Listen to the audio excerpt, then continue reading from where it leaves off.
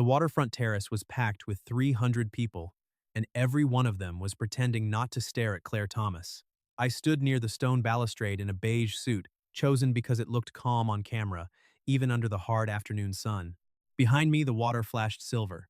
Ahead of me, donors, investors, and board members gathered beneath white umbrellas and climbing flowers. I did not care about the flowers. I cared about sightlines. Who whispered? Who avoided Claire's eyes? Who held a phone at chest level? Who leaned toward Julian Blackwood whenever he moved closer to the center of the terrace? Claire stood beside a blue and white planter in a light floral dress with a pale jacket over her shoulders. Her hand rose briefly toward her mouth as she smiled at an investor's joke, but I saw the truth behind the gesture. Her smile arrived half a second late. Her glass was untouched. Her eyes kept moving toward the terrace doors, where Julian waited like a man watching a trap he had already set. My phone buzzed. Another anonymous post had started climbing. CEO under pressure? Staffers question Claire Thomas before Nexus merger vote. No named source, no documents, no dates. But the headline was already spreading. Reputation does not bleed like a wound. It leaks like water through a wall. Julian crossed the terrace toward her. I locked my phone and moved. I did not rush. Rushing signaled panic, and panic at a charity gala was blood and expensive water. Claire saw me coming. Julian reached her first. "Claire," he said, loud enough for the nearest donors. "Wonderful turnout. Though I admit I'm surprised you wanted to be this public today." Claire's smile held. "Why wouldn't I?" Julian tilted his head. "People are talking. The restructuring rumors. The staff complaint. The question of whether Nexus should finalize a merger with a CEO who has no personal or professional foundation right now." There it was. Not numbers. Not product. Foundation. He wanted the board to see her as alone. I stepped beside Claire, close enough to be included, not close enough to make a spectacle. "Julian," I said. He looked at me like I was a stain on the tablecloth. "Miles Carter, always within earshot. Useful habit. Your job is PR, not board governance. My job is reputation integrity. Right now, you're repeating an anonymous post that originated from a server farm in Estonia used by contracted smear campaigns. Nora Bailey has the metadata. Legal sent preservation notices before lunch. The nearest donor stopped pretending not to listen. Julian's smile thinned. Accusing concerned parties of smear campaigns seems defensive. Repeating paid rumors at a charity event seems careless. Claire turned slightly toward me. Not enough for drama. Enough to show she heard every word. Julian lowered his voice. "You can't protect her from the vote, Miles." "No," I said. "But I can make sure the vote is based on facts instead of theater." Julian's jaw tightened. Then he retreated toward the bar. Claire kept smiling until he was out of range. Then her hand rose again, covering her mouth for one brief second. Not flirtation, not performance, just the effort of holding herself together beneath a terrace full of cameras. "That bought us what?" she asked quietly. 72 hours of doubt." She looked toward the water. "He's not attacking the company anymore. He's attacking me." "Yes. The board thinks I'm isolated." "Yes. And if Nexus believes that, they delay the final merger vote. Julian calls an emergency leadership review. You lose leverage before you enter the room." Claire's eyes stayed on the water. "I need an anchor." I pulled my phone halfway out. "I can draft a stability statement, community partnerships, retention numbers, quarter-over-quarter growth." "No."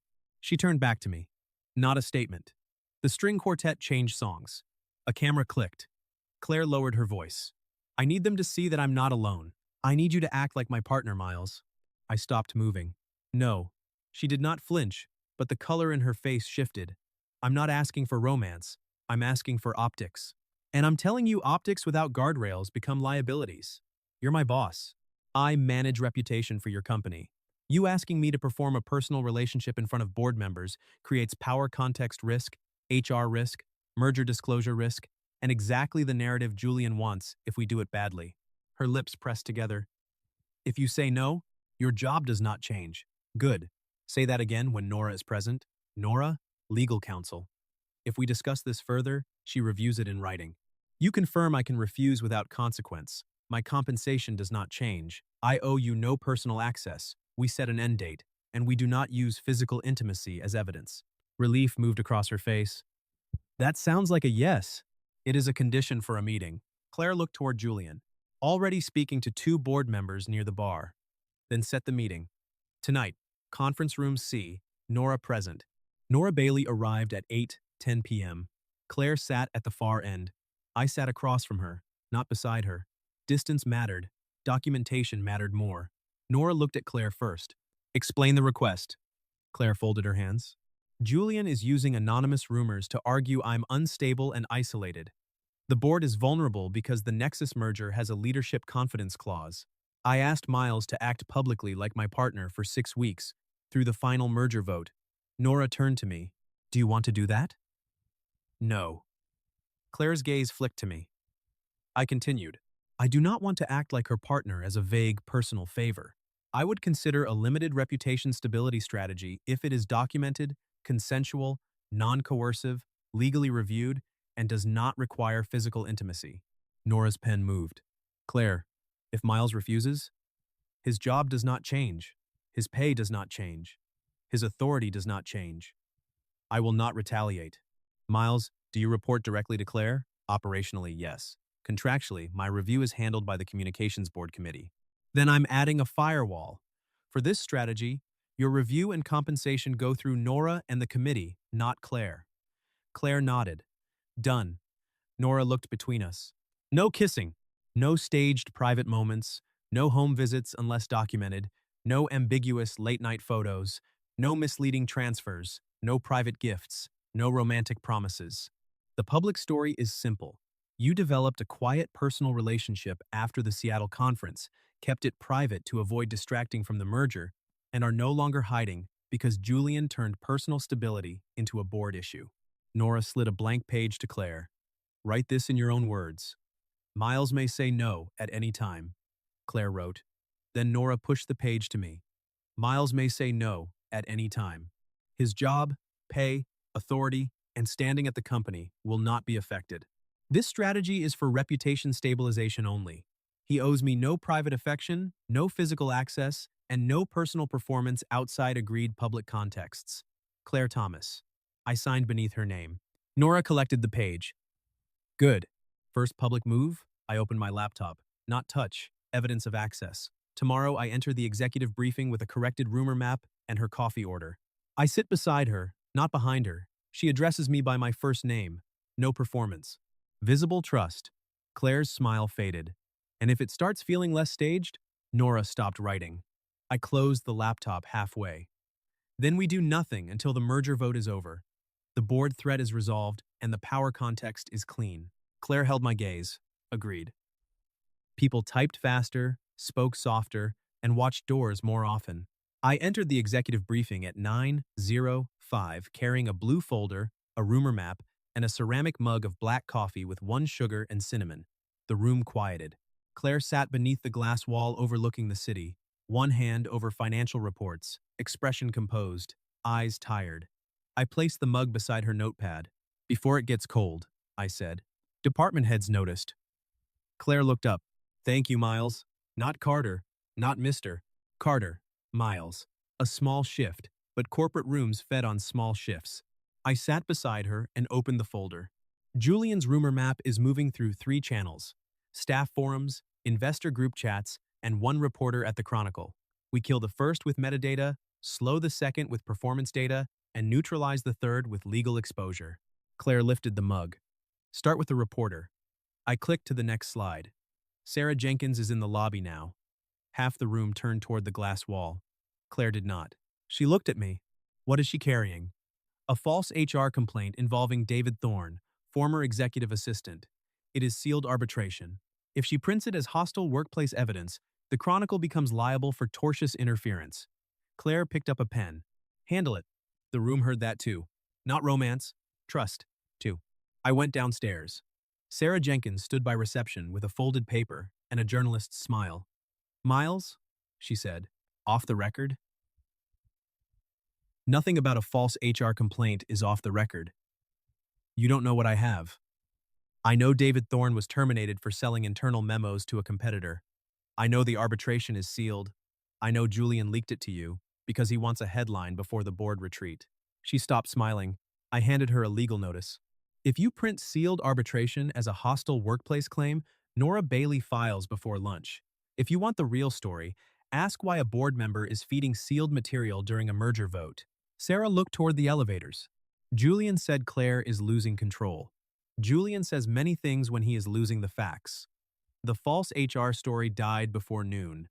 By 4, the office knew Claire had trusted me in the room, and I had killed a rumor before it became a headline. That evening, Claire came to my office after the building emptied. Nora joined by video. Ethan Scott, the event organizer for the investor dinner, joined from a noisy hotel lobby. We built 6 weeks like a campaign. Seattle conference as origin point, investor dinner as first controlled appearance, waterfront gala as public confirmation, board retreat as major risk, final merger vote as finish line. Nora read the visual rules. No staged kissing, no closed-door private appearances, no body-focused posing, no hands on lower back, no whispered photos arranged for press. Public closeness must be explainable as conversation, crowd navigation, or business access. Ethan raised a hand. As the event guy, I love this. Clean sightlines. Less chaos. Claire leaned back. So our romantic strategy is clean calendar management. Our reputation strategy, I corrected. Her eyes moved to mine. Right. Nora did not miss it. Both of you remember the agreement. We did. The investor dinner was dark wood, low lighting, and expensive silence. Claire worked the room with polished confidence, explaining communications infrastructure and post-merger integration until dry numbers sounded like architecture. Julian hovered near the wine wall, waiting. At 8:15, I joined Claire's circle with a printed correction to a rumor about staff attrition. Not a touch, a document. Claire, I said, handing it to her. Updated retention numbers. Verified by HR and Nora. She accepted the page without surprise. Thank you, Miles. One investor glanced between us. You two are very coordinated. Claire looked at the page, then at me. We've had practice. Simple. Warm. Not excessive. Julian stepped in. Practice is one word for it. I turned to him. Preparation is another. The investor read the sheet. This says, attrition is down 6%. Correct, Claire said. The anonymous post used pre-restructuring projections, not actual exit data. Julian's mouth tightened. You always seem to have a sheet of paper ready, Miles. Yes. That was not a compliment. I did not take it as one. Claire's hand lifted briefly toward her mouth, hiding the smallest smile before she turned back to the investor. The moment was small. It did more than a staged embrace ever could. It made the room believe we had a language. After dinner, Ethan texted, clean sightlines, no bad photos. Julian looked like he swallowed glass. Excellent evening. I showed it to Claire in the lobby. She read it and looked at me. Ethan has a colorful style. He once described a donor seating dispute as a hostage negotiation with orchids. That sounds accurate. Outside, rain tapped the awning. Claire's car waited at the curb. I can get home alone, she said. I know. You do not have to walk me to the car for optics. There are no cameras. I know that too. She studied me. Then why are you still standing here? Because the curb is slick. You have a merger vote in 5 weeks, and if you break an ankle, Julian will call it a leadership crisis. A laugh escaped her. Short, genuine. Claire paused before stepping in. You make safety sound like strategy. It usually is. No, she said softly. Sometimes it is just safety. The car pulled away, and I stayed under the awning until the taillights disappeared into rain. The next 2 weeks became a rhythm of attacks and answers. Julian leaked a rumor about budget targets. We released audited projections. He suggested she had lost staff confidence. We published retention data and department head testimonials. He implied Nexus had concerns. Nora produced an email from Nexus praising the integration plan. Each attack came wrapped in concern. Each answer arrived wrapped in evidence. Near midnight, I found Claire alone in the 10th floor strategy room, sorting the same 3 rumor maps into the same 3 piles. I placed a ceramic mug of tea beside the nearest folder. You've sorted that set 4 times. She looked down at her hands. I know. Why? If I stop moving paper, I start thinking. I sat across from her. What are you trying not to think? She looked toward the rain-washed window. That they might believe him. After everything I built, every metric, every late night, every product we saved, they might still believe I'm too emotional to lead because Julian made me look alone. I turned one rumor map around and uncapped my pen. Then we make being alone irrelevant. Her eyes moved back to me. How? Your leadership cannot depend on whether a room thinks you are loved. It has to depend on whether they can trace your decisions. We build a decision archive. Every major call from the last 6 months. Who advised? What data? What outcome? Julian says unstable. We show process. Claire looked at the pen. And the partner strategy? Support, not proof. For a long moment, she said nothing. Then she slid the first stack toward me. Start with the Phoenix server farm. We worked until 2:00 a.m. Across the table. Paper, between us. By the end, the archive had 27 entries and one sticky note from Claire. Miles hates vague verbs. I circled hates and wrote, strongly discourages. She saw it and smiled. Then Julian found the parking garage photo. It happened 3 days before the board retreat. Nora called my secure line at 7:40 a.m. Miles. Claire's office. Now. Claire stood by the window when I arrived, one arm folded across her waist, the other holding her phone. Nora sat at the desk with an iPad facing outward. On the screen was an email sent to the entire board from an anonymous account. Attached was a long lens photograph of Claire and me in the underground parking garage 2 weeks earlier. The angle was distorted, shot from behind a concrete pillar. It showed me handing Claire a thick manila envelope. The caption read, CEO Claire Thomas receives off-the-books cash package from PR manager amid merger instability. Claire's face had gone very still. That envelope was the Phoenix server farm lease, she said. The courier was late. You handed it to me so I could lock it in the executive safe. I know. Nora's voice was cold. Julian does not need it to be true. He needs Nexus to delay the vote while the board investigates fiduciary misconduct, false financial impropriety, merger risk, leadership suspension. Claire turned toward the glass. I built this company from a laptop in a studio apartment, and he may take it with a shadow in a garage. For 1 second, no one spoke. Then, I opened my laptop on her desk. Nora, preserve all building logs, keycard access, visitor records, security footage, courier records, server farm lease chain of custody.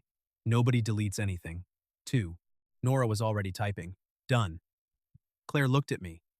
What do we do? We do not hide. Her eyes sharpened. We go to the board retreat? Yes. If we hide, we validate the shadow. We walk into the light and make them look at the timestamp.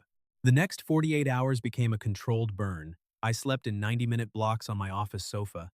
Claire stayed with Nora, reviewing merger documents and decision archives. Ethan pulled event records from the garage photo night, including the courier delay and the exact time the lease binder arrived. I found the crack at 3:12 a.m., the morning of the board retreat. Not in the photo, in the visitor log. A private investigator had signed into the building at 10:06 p.m. under a subcontractor badge. His firm had been paid by a holding company tied to Julian. His camera model matched the embedded EXIF data in the leaked file. Elevator records showed access to the garage level at 11:31 p.m. The photo had not been discovered. It had been commissioned. At 9:00 a.m., Claire and I walked into the board retreat side by side. Nora walked behind us with the legal binder. Witnesses mattered. The boardroom was colder than the terrace had been. 12 directors sat around a long oak table. Julian sat near the far end, relaxed, almost cheerful. Claire took her seat at the head of the table. I stood to her right with the remote. Julian began. Before the chair finished opening the meeting, we have a severe fiduciary concern. A photograph appears to show our CEO receiving an off-book package from her own PR manager in a private garage late at night. Given the Nexus morality clause and the final merger vote, I moved to suspend Claire Thomas pending investigation. A murmur moved through the table. Claire did not look at me. She opened her folder. There will be no suspension, she said, because there was no off-book package. There was a lease binder. Julian gave a soft laugh. A convenient explanation. I clicked the remote. The wall screen changed. Phoenix server farm lease. Notary timestamp. Courier delay notice. Lobby handoff footage. Executive safe access log. October 14th, I said. The physical lease binder for the Phoenix server farm required wet signatures and executive storage. The courier delay is documented. The lobby handoff is documented. The binder thickness matches the item in the photograph. The executive safe log shows Claire secured the lease 13 minutes after receiving it. Julian leaned back. That explains an envelope. It does not explain why the photograph was taken. No, I said. This does. I clicked again. Visitor log, private investigator badge, EXIF data, garage elevator access, payment trail. Nora stood and distributed printed packets. The original file contained embedded EXIF data, I said. The camera model matched equipment registered to a private investigator who signed into this building the same night. That investigator's firm was paid through a holding company connected to Julian Blackwood. The room went silent, reading silent, the dangerous kind. Claire turned to Julian. You hired someone to follow me inside my own company's garage, photograph a legitimate business transfer, and present it as financial misconduct to manipulate a board vote. Julian's face lost color. This is absurd. Nora placed one more document on the table.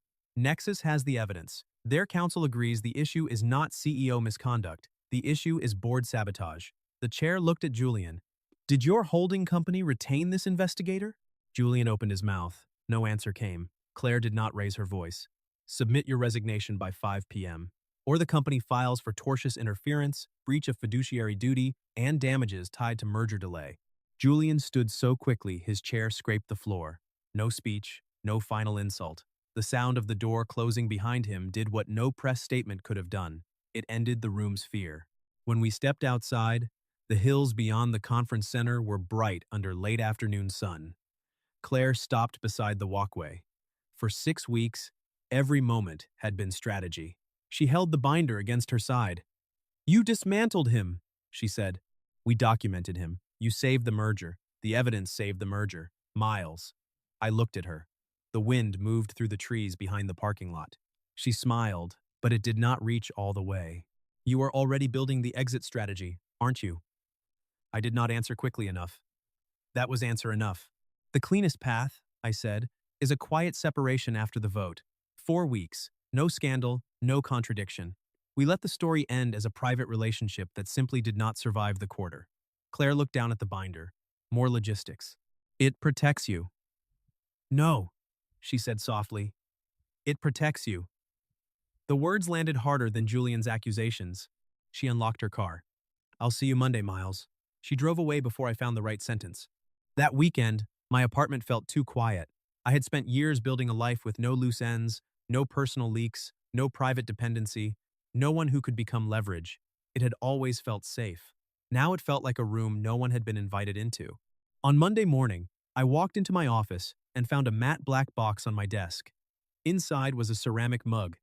Black, heavy, permanent. Under it was a printed copy of the first file I had created on the Terrace Gala night. Relationship timeline, project anchor. Except the final column had been changed. End date had been deleted. In its place, written in Claire's sharp handwriting, was one sentence. No more exit strategy, only a choice. For several seconds, the office noise outside my door seemed to flatten. I did not reach for a statement. I did not open a spreadsheet. I picked up the page and walked to Claire's office. Her assistant looked up. She's expecting you. Claire stood by the window when I entered, just a cream blouse and dark trousers, the city behind her bright and ordinary. I closed the door, but stayed near it. Distance still mattered until she changed it. You deleted the end date, I said.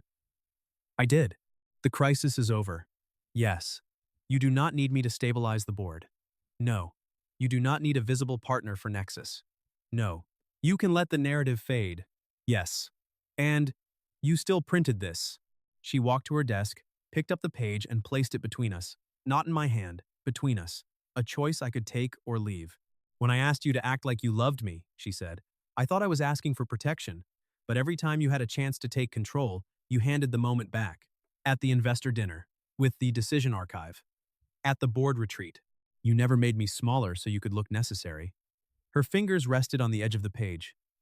Why did it feel so easy, Miles? There was the title, not whispered in a dark room, not wrapped in pressure, asked in daylight. 2. After the crisis had ended, with the exit still available, I looked at the deleted column, then at her. Because somewhere between the first rumor map and the parking garage photo, I stopped performing. Claire's breath caught once, then steadied. I stepped forward and picked up the page. If I stay, it cannot be because of the board. It isn't. Not because of Nexus. No. Not because you need a shield. I don't. And if I say no, your job does not change. Your place here does not change. My respect for you does not change. I took my pen from my jacket pocket. At the bottom of the page, beneath her sentence, I wrote, Dinner with Claire. No strategy. Then, I signed my name. Claire looked at it. A smile moved slowly across her face, like she trusted it because it had been written down. You made it a calendar item? I made it accountable. That is the most Miles Carter answer possible. I considered adding a contingency clause. Do not. Noted. She laughed. And this time there was no board, no terrace, no camera waiting for a bad angle, just the sound of something surviving. That afternoon, Claire held the final merger briefing in the staff auditorium. No press release, no personal announcement, no staged reveal. She walked the company through the Nexus integration timeline, staff protections, leadership continuity, and Julian's sabotage closure. When she finished, she looked toward the side wall where I stood with Nora and Ethan. Miles Carter built the reputation defense that got us through this quarter, she said. But more importantly, he kept the facts clean enough that none of us had to be saved by a lie. I gave one short nod. Then Claire crossed the stage, stepped down, and walked toward me in full view of the company. Not to perform, not to prove. She stopped at a respectful distance, held up the black mug she had placed on my desk that morning, and said, You left this in your office. I took it. Inside was a folded sticky note. Dinner at 7? I looked at her. No strategy? No strategy. Nora Seahid beseed us. I want it noted that I am off duty after 6. Ethan leaned in. I can recommend a restaurant with terrible lighting and excellent privacy. Claire smiled. No terrible lighting. We are done hiding. The merger closed 2 weeks later. Julian resigned from the board before legal filed. Nexus completed the vote without delay. The false HR rumor died. The parking garage photo became evidence in a sealed complaint instead of a headline. Claire stayed CEO. I stayed at the company. But the first thing we changed was the reporting structure. Nora moved my review permanently to the communications committee. Claire insisted on it before I could ask. It has to stay clean, she said. I looked at the signed memo. It already is. Then we keep it that way. That was Claire. Romantic, if you knew how to read governance. On the evening the merger closed, the company hosted a small reception on the same waterfront terrace where Julian had first tried to turn her isolation into a weapon. The flowers were still there. The water still flashed silver. The donors still pretended not to stare. Only this time, Claire did not stand alone near the planters. She stood at the center of the terrace, speaking to staff, investors, and engineers, with the ease of a woman whose footing had returned. Her floral dress moved lightly in the breeze, softened by a pale jacket. When someone made her laugh, her hand lifted toward her mouth for 1 second before she let the laugh show. This time, she was not covering fear. She was keeping joy from spilling too fast. I stood near the balustrade, watching sightlines out of habit. Claire caught me doing it. She excused herself from the group and walked over. Still tracking the room? Professional defect. Anything dangerous? I scanned the terrace. Ethan arguing with the caterer about microphone placement. Nora refusing a second glass of champagne because she did not trust celebratory decision-making. The board chair speaking calmly with Nexus Counsel. No Julian. No whispered threat. No phone angled like a weapon. No, I said. Nothing dangerous. Claire stood beside me, close enough for conversation, not performance. The sun lowered over the water. For once, I did not calculate the exit routes first. She looked at the terrace, then at me. So what now, Miles? I touched the black mug sitting on the balustrade beside my folder. Dinner at 7. And after that? I looked at the woman I had first protected with facts, then trusted with the truth. After that, I said, we stop calling it a campaign. Claire smiled. Easy. That was the part that still surprised me. Not how hard the 6 weeks had been. How easy the truth felt once we stopped using it as cover. The end. Closing thoughts. Core lesson. The safest love does not ask you to perform. It gives you room to choose. Green flag. They protect your name without taking control of your voice. Please like and subscribe so we can share more stories like this.